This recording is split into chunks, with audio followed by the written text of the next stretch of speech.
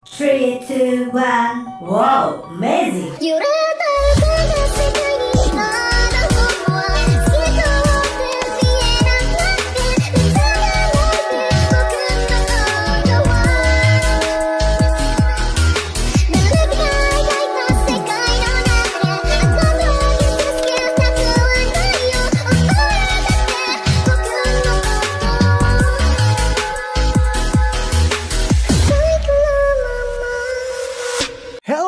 Hello my friend, Monami watashi no tomodachi. Balik lagi di cerita manhwa.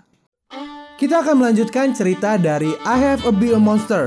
Tapi sebelum kita mulai, gue mau ucapin thank you dulu nih buat kalian yang udah donasi di Super Thanks dan Saweria. Pertama-tama ada Hendra, katanya, "Min, upload Empire Defense Min, udah terlalu lama menunggu ini." Menurut rencana, Empire Defense akan diupload di channel satunya lagi. Tapi menunggu channel itu monetize dulu. Bantu untuk subscribe ya, dan nonton videonya agar bisa mencapai 1000 subscriber dan 4000 jam waktu tonton. Berikutnya ada Putra, katanya gabut. Ya udah kalau gabut, sering-sering gabut ya, biar sering-sering donasi. Lanjut lagi ada Justin, katanya asik banget. Thank you Justin. Dan yang terakhir ada Infomase, katanya semangat upload Mase, semoga sehat terus. Thank you Mase. Buat kalian yang mau support channel ini dengan donasi, kalian bisa pilih antara Super Thanks atau Saweria. Tapi bagusnya sih Saweria ya, karena potongannya cuma 5%. Kalau Super Thanks 30%. Untuk Saweria, kalian bisa klik di pojok kiri atas, atau kalian bisa cek di kolom deskripsi. Tapi untuk support, nggak harus dalam bentuk donasi. Dengan kalian menonton sampai habis dan memberikan like di video ini, itu udah sangat membantu mensupport channel ini. Kalian juga bisa join di grup Telegram dari komunitas cerita manhwa. Di situ kalian bisa sharing dan berbagi cerita dengan teman-teman baru. Dan nanti kalau gue ada masalah apa-apa tentang channel ini, pertama-tama gue pasti akan menginfokan terlebih dahulu di Telegram. Misalnya kayak gue telat upload, atau apalah itu. Makanya langsung join di grup Telegram ya. Tanpa perlu berlama-lama lagi, kita akan mulai aja ceritanya. Melanjutkan cerita sebelumnya, di mana Xiaoqi dan Yanqian berjalan pulang. Mereka berpapasan dengan staf Biro Inspeksi Rim Rahasia. Dua biro ini sedang membahas tentang pencurian di Rim Rahasia. Apa kita benar-benar bisa menemukan pencuri Rim Rahasia? Percayalah pada analisa direktur. Jika pencurinya ingin menjual benda curian, datang ke tempat seperti ini akan memudahkan dia untuk menjual barang-barang itu. Kolega lainnya juga udah pergi menyelidiki beberapa tempat perdagangan di bawah tanah. Lebih baik kita fokus untuk menemukan pencuri Rim Rahasia itu. Berpindah ke Qian Liu yang berada di rumah sendirian. Dia sedang ngomel-ngomel sendiri. Netizen sialan itu benar-benar menjengkelkan. Rasanya aku ingin minum air ini lalu meludahi mukanya. Tiba-tiba ada suara ketukan pintu yang sangat keras. Siapa yang mengetok sekeras ini? Aku yakin ini pasti bukan kakakku. Ini pasti dari perusahaan Keqiang. Segera Qian Liu mengambil pedang kayunya untuk berjaga-jaga. Sekarang mereka tidak mengetuk lagi, tapi mereka langsung mendobrak pintu. Ketua itu berkata, "Aku tahu ada orang di dalam." "Oh, ternyata itu kau, si kecil yang cacat. Hei gadis cacat, apa kau mau menghentikanku dengan pedang kayu itu?" Atut. Qian Liu sangat marah. "Dasar bajingan kau!" Lalu Qian Liu menebaskan pedangnya. Ketua ini dengan mudah menghindarinya. Wow, impresif. Serangan dari Qian Liu yang menggebu-gebu itu membuat dia terjatuh dari kursi roda. Qian Liu berkata, "Kau bajingan keparat!" Lalu ketua itu menginjak pedang kayu Qian Liu.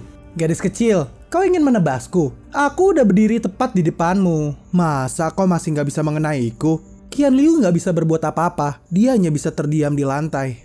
Lalu ketua itu memerintahkan bawahannya untuk segera beraksi. "Kalian semua, cepat geledah rumah ini. Lihat, apakah kedua orang itu ada di rumah? Terutama bajingan yang berani melukai salah satu orangku. Aku akan membuat dia menyesal karena telah menyinggung perusahaan Keqiang." Para bawahannya itu menghancurkan seisi rumah. Setelah mereka mencari, mereka melaporkan pada ketua. "Ketua, kami sudah mencari di setiap ruangan. Mereka berdua nggak ada." Sayang sekali. Sambil menatap Qian Liu, ketua ini berkata, "Namun kita nggak bisa pergi dengan tangan kosong. Kalian semua, bawa si cacat ini. Aku yakin dua orang itu akan mendatangi kita dengan sukarela." Qian Liu yang gak bisa bangun terus mengumpat, "Bajingan sialan, akan kubuat kau mati mengenaskan."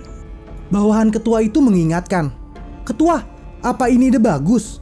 ini akan menjadi penculikan. Dan jika semuanya di luar kendali... Ketua itu memotong. Kau ada benarnya, tapi jika kita cuma pergi begitu aja, kita nggak akan meninggalkan kesan mendalam bagi mereka. Bagaimana kalau begini? Kulihat kau benar-benar memikirkan masalah ini. Jadi aku akan memberimu tugas. Ketua, berikan saja aku perintah.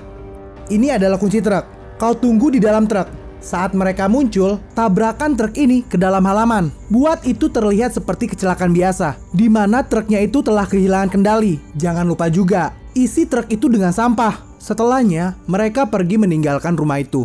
Tidak berapa lama kemudian, hujan deras pun turun. Yan Qian dan Qian Liu masih dalam perjalanan kembali ke rumah. Sesampainya mereka di rumah, Yan Qian melihat adiknya tergeletak di tanah. Tidak lama kemudian, sebuah truk sampah menabrak pagar rumah. Seluruh sampah yang ada di dalam truk dibuang di halaman. Pria itu sambil tersenyum berkata, "Oh, bukankah ini rumah Nona Yan? Sorry.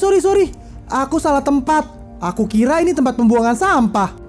Ini pasti karena hujan deras. Jadi aku nggak bisa melihat dengan tepat. Oh iya, mohon diterima ya.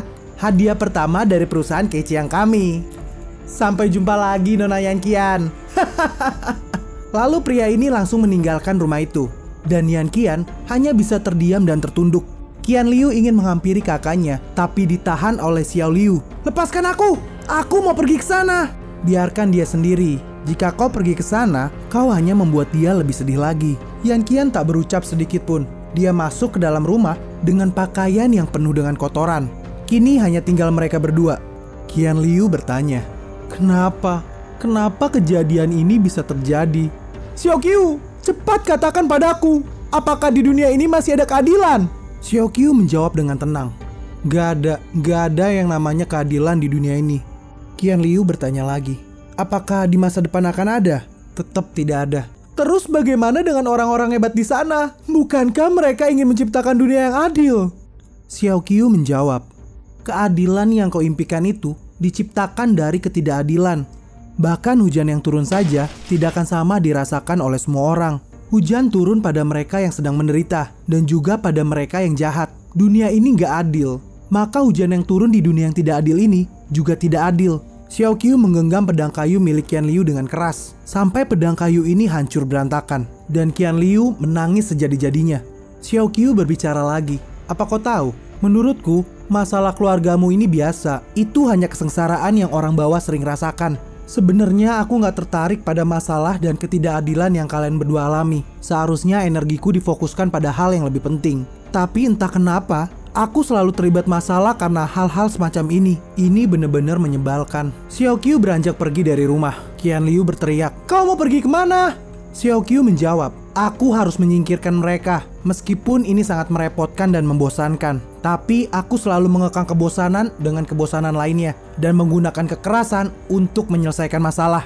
Kini Xiao Qiu berada tepat di depan perusahaan Keqiang. Dia masuk dengan santai sambil menenteng pedangnya, pedang Flying Crow. Dua orang penjaga mencoba untuk menghentikannya, dan mereka sangat percaya diri dengan kemampuan mereka. Tampaknya pembuat masalah yang lain telah datang. Berani-beraninya dia membuat masalah selama shiftku. "Hei bocah, apa kau tahu tempat apa ini? Cepat singkirkan senjatamu itu." Xiao Qiu tidak mempedulikan perkataan mereka. Dia terus saja berjalan dengan santai. Semua terjadi dalam sekejap mata. Tubuh kedua orang ini telah terpotong-potong menjadi bagian-bagian kecil. Semua orang yang melihat itu berteriak histeris. Lalu sistem mengeluarkan sebuah misi. Blood Sacrificial Blade, pedang yang telah merasakan banyak darah di medan pertempuran ini, sekali lagi telah dibangkitkan oleh darah Dewa Demon.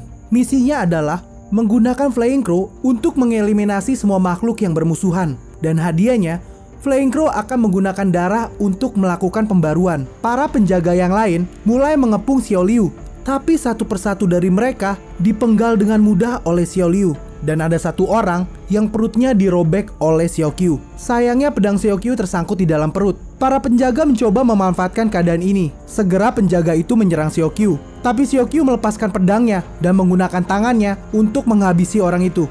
Penjaga itu tampak bingung. Dia mengira bahwa Xiao Qiu adalah pengguna senjata. Tapi kok bisa-bisanya tinjunya lebih kuat daripada petarung. Berpindah ke lantai atas di dalam gedung itu, para petinggi perusahaan Keqiang sedang berkumpul. Mereka membahas tentang rumah Yan Qian yang sebentar lagi akan mereka dapatkan. Tiba-tiba seorang bawahan masuk ke dalam ruangan itu. "Bos, Ini buruk. Seseorang telah membunuh para penjaga dan dia sedang dalam perjalanan ke sini. Kau tenanglah, bicara dengan pelan. Memangnya berapa banyak penyusup itu? Hanya satu, bos. Apa? Satu orang berani menerobos masuk sendirian? Tampaknya dia udah bosan hidup. Namun ketua Li Rongqi tampak agak panik. Kami di perusahaan Keiqiang selalu mencari target yang tepat sebelum bertindak. Kami nggak pernah ribut dengan profesional level tinggi atau orang yang punya pengaruh kuat. Kenapa ini bisa terjadi? Li Rongqi berkata, "Ya udah, ayo kita periksa." Li Rongqi dan rekan-rekannya pergi menuju ke penyusup itu. Saat mereka tiba di tangga, mereka mendengar keributan. "Tolong jangan bunuh aku!" Penjaga yang berteriak itu langsung tewas setelah terkena serangan Xiaoqiu. Li Rongqi tampak terkejut. "Semuanya, apa yang kita takutkan? Kita ini profesional level 4. Kita semua adalah orang yang luar biasa." Li Rongqi dan dua kawannya bersiap menyerang. Xiaoqiu bertanya, "Kalian level 4 profesional?" Li Rongqi bicara, "Sekarang kau takut? Jika kau menyerah dengan tenang, aku akan membiarkan mayatmu utuh.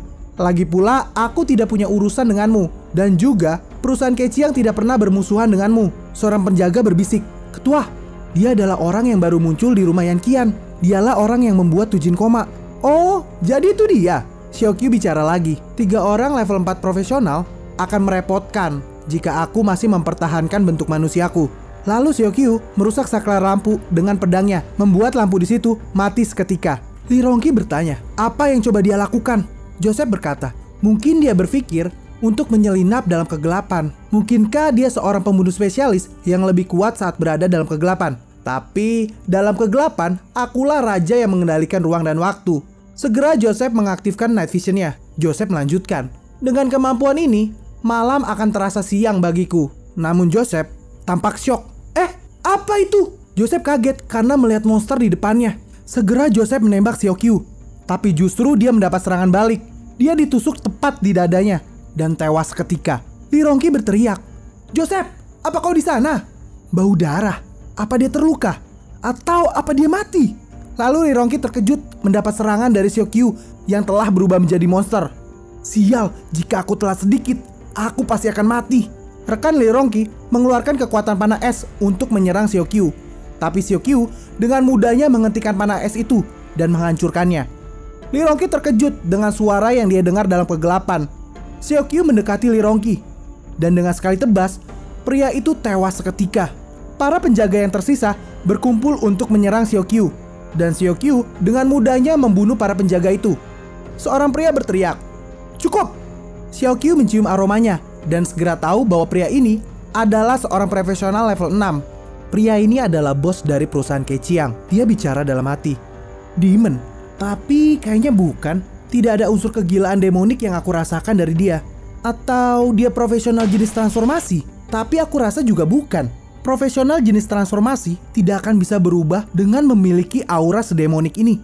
Bos ini berkata kepada Xiaoqiu, "Aku baru pertama kali melihat makhluk sepertimu yang berdiri di antara manusia dan demon. Jika aku menjualmu, aku akan mendapatkan kompensasi untuk semua kerugian yang telah kau buat ini. Sudah tidak diragukan lagi. Kau adalah makhluk demonik asli." Segera pria itu menyerang dengan pedangnya. Makhluk demonik ini benar-benar sangat gigih, layaknya seekor kecoa. Tapi seranganku ini tidak sesederhana itu. Xiaoqiu berhasil menghindar, dan bos itu merasa telah berhasil membuat Xiaoqiu jatuh dalam perangkapnya. Saat dia mendapatkan celah, dia menggunakan pistol untuk menembak wajah Xiaoqiu. Dalam hati si bos, selama bertahun-tahun berjuang, teknik ini sama sekali tidak pernah gagal. Tembakan sedekat ini pasti membuat wajahnya meledak. Memang sangat disayangkan, makhluk ini nggak bisa aku tangkap hidup-hidup. Tapi aku yakin, mayatnya pasti sangat berharga. Saat asap itu menghilang, si bos nampak kaget karena Xiaoqiu tampak baik-baik saja. Mustahil! Dari jarak sedekat itu, mustahil dia bisa menghindarinya. Dalam hati Xiaoqiu, apa dia pikir aku akan tertipu dengan trik ini? Bos ini akhirnya sadar bahwa monster itu mengetahui teknik 19 gaya rapier. Dalam hati Xiaoqiu, gaya permainan pedang ini didesain khusus olehku untuk para rapier. Ini mudah dipelajari. Jika dipelajari sampai tingkat tinggi, teknik ini akan sangat menakutkan. Xiaoqiu berkata, "Kau bisa menggunakan 19 gaya rapier sampai ke tingkat ini. Kau pasti sudah banyak berlatih." Saat aku menciptakan teknik pedang ini, aku nggak bisa membuat aturan bahwa gerakan ini hanya bisa dilakukan oleh orang yang memiliki tujuan yang benar. Si bos menjawab, "Omong kosong apa yang dikatakan monster ini? Apa kau kehilangan akalmu? Gaya ini diciptakan oleh The Max. Dan aku menggunakannya untuk tujuan yang benar, yaitu menghabisi monster sepertimu. Bukankah ini perbuatan yang benar? Xiaoqiu berkata. Mungkin aku memang monster, tapi bagaimana dengan keluarga yang hancur karenamu? Apakah itu juga perbuatan yang benar? Bos itu menjawab, aku nggak tahu, kau itu penduduk dari lahan mana. Satu-satunya hal yang harus diketahui oleh monster sepertimu adalah kalau manusia akan terus maju tanpa batas. Dan apapun yang menghentikan kemajuan dunia ini, baik itu monster atau manusia, itu adalah kejahatan. Dan kejahatan itu adalah dosa. Dan aku akan selamanya berdiri di sisi yang benar. Kebenaran ini adalah sesuatu yang tidak akan pernah bisa dipahami oleh monster sepertimu. Xiaoqiu berkata, aku mengerti sekarang. Jadi ini adalah kebenaran yang kau pilih. Tiba-tiba Xiaoqiu mengeluarkan kaki dari punggungnya, yang kemudian menyerang bos itu. Kaki laba-laba ini menusuk si bos hingga menempel ke dinding. Kaki laba-laba ini didapatkan oleh Xiaoqiu dari hadiah misi sebelumnya. Bos ini berkata, sialan, siapa sebenarnya dirimu? Dengan santai Xiaoqiu menjawab, bukankah aku sudah memberitahumu dengan jelas tentang identitasku tadi? Setelah berbicara seperti itu, Xiaoqiu langsung menebas pria itu. Darah-darah yang berceceran itu mulai meresap ke dalam pedang Flying Crow. Sistem memberitahukan bahwa pedang Flying Crow berubah menjadi Blood Raven. Ini adalah tipe senjata yang memiliki pertumbuhan tak terbatas. Pedang ini dapat disimpan di dalam ruang sistem dan dapat dikeluarkan kembali kapan saja. Kemampuan pedang ini adalah mengirimkan pedang darah yang kuat yang dapat dengan mudah merobek tanah. Blood Raven ya. Jadi ini adalah namamu sekarang. Meskipun tidak ada perubahan pada permukaannya, tapi saat aku memegangnya, samar-samar aku bisa merasakan sesuatu seperti detak jantung darinya. Pertumbuhan tidak terbatas dari pedang iblis bersamaan dengan pertumbuhan tidak terbatas dari monster sepertiku, ini benar-benar saling mendukung.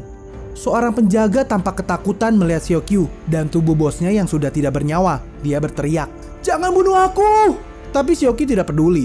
Segera Xiaoqiu menggunakan skill baru dari pedangnya. Serangannya ini benar-benar dahsyat dan orang itu langsung hancur berantakan. Bahkan serangannya sampai menembus kaca gedung. Di luar gedung, sekelompok tentara sudah bersiap-siap. Mereka telah mengepung gedung ini. Seorang pasukan melapor, "Komandan Chiang, kami telah sepenuhnya mengepung gedung Kaiqiang. Semua jalan di atas tanah dan jaringan di bawah tanah semuanya telah dijaga. Kami sudah siap untuk menyerang kapanpun itu." Kapten Chiang menjawab, "Oke, kita tunggu dulu. Bujuk mereka untuk segera menyerah dan cari tahu apa yang terjadi di dalam sebelum membuat keputusan. Menyerang dengan gegabah hanya akan melukai orang-orang yang tidak bersalah." Dalam hati Kapten Chiang, gak bersalah. Aku rasa tidak ada setengah dari seluruh orang di perusahaan Kaiqiang yang tidak bersalah. Tapi meski begitu, ini merupakan perintah dari pemerintah federal agar kami menghakimi siapapun pelakunya. Bahkan jika mereka memberikan 10.000 alasan, mereka masih akan tetap menerima hukuman. Seorang pasukan berkata, "Seseorang baru saja keluar." Xiaoqiu keluar dari gedung, dan para pasukan itu segera menangkapnya. Berpindah ke rumah Yan Qian. Yan Qian terkejut mendengar ucapan dari Qian Liu. Yan Qian berkata, "Dia menuju perusahaan Kaiqiang sendirian dengan membawa pedang.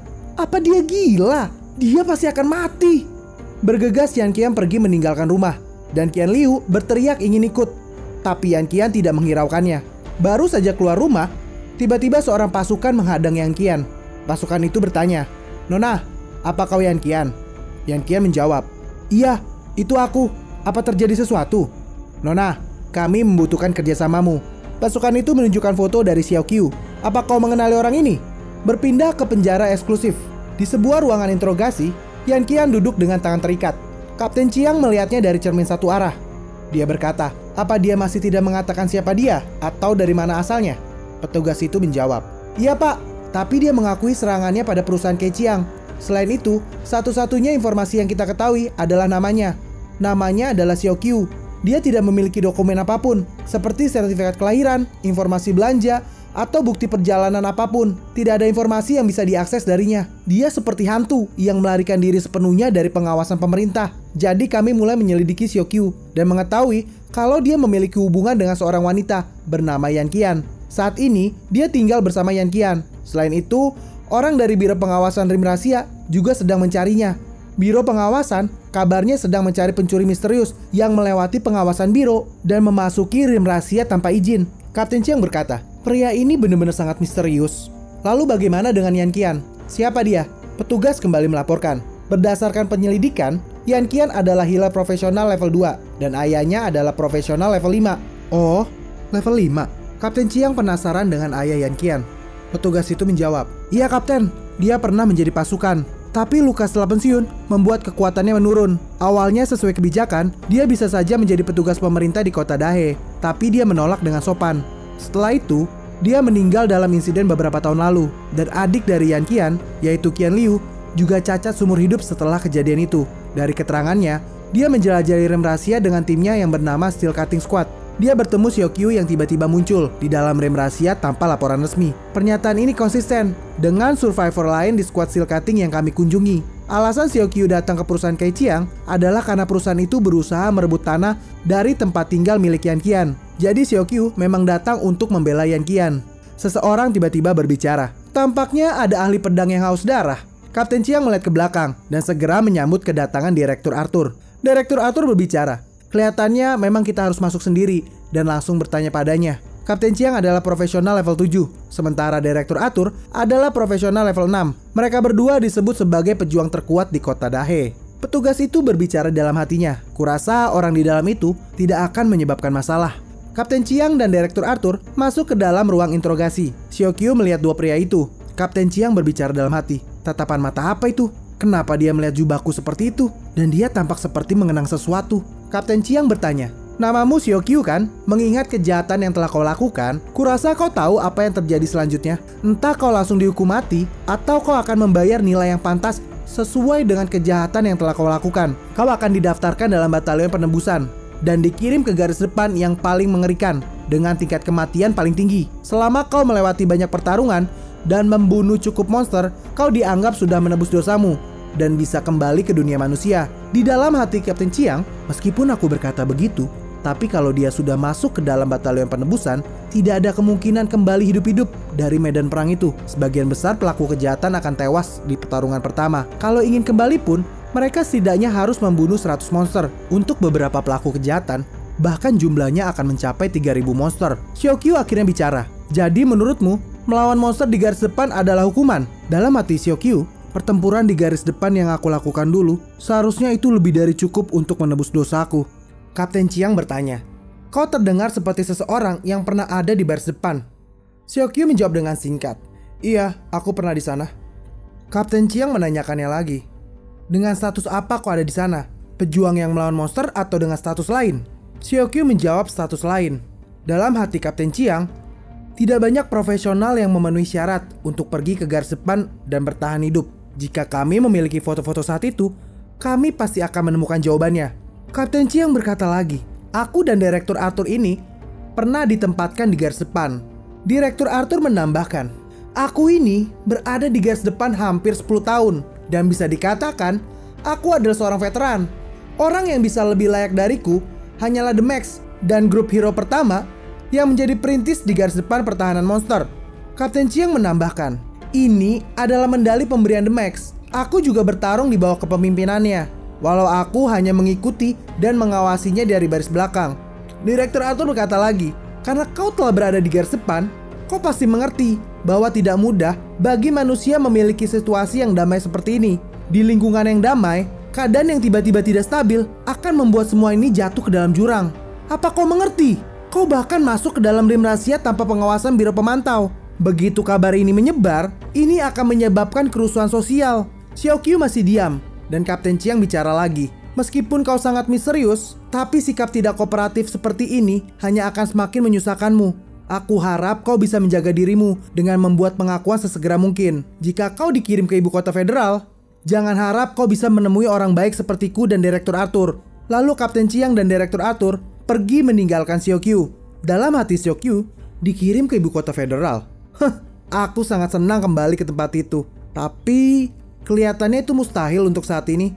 Di saat yang sama, sistem memberikan misi baru kepada Xiaoqiu, The Great Obscenity Reincarnation. Sistem menjelaskan bahwa Great Obscenity yang dikalahkan beberapa tahun lalu tidak diberantas sepenuhnya. Infeksi radiasi di dalam tubuh manusia sebenarnya merupakan sumber ledakan yang tidak stabil. Jika tidak sepenuhnya disingkirkan, maka Great Obscenity akan lahir kembali dari akumulasi radiasi. Jika radiasi di tubuh setiap orang dapat dihilangkan sepenuhnya saat Great Obscenity mati pertama kali, mungkin tidak ada kesempatan untuk Great Obscenity bereinkarnasi. Dan tujuan misi kali ini menghancurkan bencana baru Great Obscenity. Dan hadiahnya adalah inti dari Great Obscenity. Dalam hati Xiaoqiu, monster level bencana Great Obscenity, dia memiliki tingkat bencana yang sangat tinggi. Mereka sama kuatnya seperti level 13, yang terlemah ada di level 7 atau 8. Meski tanpa permintaan sistem, aku tahu Great Obscenity akan kembali karena ini sudah terjadi di kehidupanku sebelumnya. Tidak lama setelah ujianku, Great Obscenity menemukan profesional yang terinfeksi dan terakhir kembali menggunakannya. Great Obscenity seperti gulma. Selama ada sedikit infeksi tersisa, dia akan mengakumulasikan kekuatan dan tumbuh lagi suatu saat nanti. Saat itu, aku baru dikirim ke garis depan setelah persidanganku, dan lalu diperintahkan kembali ke kota Dahe untuk menyelesaikan krisis kota Dahe. Meskipun Great Obscenity tidak menyebabkan terlalu banyak bahaya, dan aku berhasil mengalahkannya hanya dengan pukulan. Meski begitu, masih banyak orang yang menghinaku. Mereka pada berkata, "Kenapa kau datang terlambat? Sebagai hero khusus, bukankah kau harusnya datangnya lebih awal? Kami telah memberimu banyak sumber daya, dan kau masih nggak tahu caranya berterima kasih." Ada lagi yang berkata, "Bukankah alasan Great Obscenity kembali adalah karena The Max tidak bisa menyingkirkannya sejak awal? Begitu banyak orang yang mati dalam bencana ini. Bukankah The Max harus minta maaf?" Semua orang menuntut The Max untuk meminta maaf. Di tengah gelombang kritik itu, aku harus tetap berdiri depan semua orang. Mereka mengadiliku dan memintaku untuk meminta maaf. Di kehidupan kali ini, tidak ada lagi hero yang disebut The Max. Hanya aku, Xiaoqiu. Jadi buat apa aku peduli, mau nanti mereka hidup atau mati? Di ruangan yang berbeda, Direktur Arthur bertanya, "Bagaimana menurutmu?" Dia bilang, dia pernah berada di garis depan untuk melawan monster. Kapten Chiang menjawab, "Aku udah tua dan telah lama pensiun dari sana. Kau yang seharusnya lebih tahu tentang situasi di garis depan dibanding denganku. Di garis depan, aku tidak pernah melihat siapapun yang memiliki kekuatan hebat seperti itu di usia muda. Menilai dari luka para korban di lokasi kejadian, dia jelas punya kekuatan. Dan kelihatannya, dia juga punya senjata yang aneh. Jelas dia bukan profesional. Dia mungkin memiliki kemampuan ganda atau bahkan menjalani kelas sistem di saat yang sama." Direktur Arthur berbicara lagi, "Apa menurutmu dia jenius? Orang lain takkan bisa menyentuh dasar level 6 bahkan setelah mereka berlatih seumur hidup. Tapi dengan wajah semudah itu, dia memotong kepala profesional level 6. Dan dengan santainya, dia berjalan keluar dari gedung itu." Kapten Chiang berkata lagi, "Jenius? Kalau dia memang jenius, maka dia adalah jenius yang bodoh. Sangat tidak bijaksana mempertaruhkan hidupmu hanya untuk sampah seperti perusahaan Kei Chiang. Tapi, apapun itu kita serahkan saja pada orang-orang federasi untuk menilainya." Direktur Arthur menambahkan, "Ya bagaimanapun ini adalah federasi di mana The Max diadili. Dibandingkan dia, apakah jenius ini layak untuk masuk hitungan?" Berpindah ke kota Star, ibu kota dari pemerintahan federal. Umat manusia telah selamat dari zaman kegelapan, dan kota-kota dibangun kembali. Pemandangan kota yang dibangun kembali terlihat seperti kota tingkat 2 atau bahkan tingkat 3.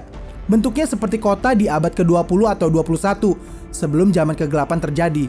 Tapi berbeda jauh dengan kota Star, ibu kota dari pemerintahan federal. Kota ini adalah simbol kebangkitan kembali umat manusia. Dan kota Star dibangun dengan sangat megah, layaknya kota dalam fiksi ilmiah masa depan. Di dalam suatu ruangan, Presiden Heo sedang rapat bersama jajarannya. Mereka membahas mengenai Xiaoqiu dan semua orang mengemukakan pendapat. Dengan ini, video ini pun berakhir. Kita akan lanjutkan lagi di video berikutnya. Gue yakin kalian pasti penasaran kan? Makanya, langsung aja subscribe channel ini dan nyalakan lonceng notifikasinya agar kalian tidak ketinggalan video-video gue berikutnya. Jangan lupa juga untuk like, komen, dan share ke sosial media kalian agar channel ini makin banyak dikenal oleh orang lain. Sehingga kami semakin semangat untuk ngebuat video-video berikutnya. Sekian dulu video dari cerita Manhwa kali ini. Sampai jumpa di video berikutnya. Sayonara.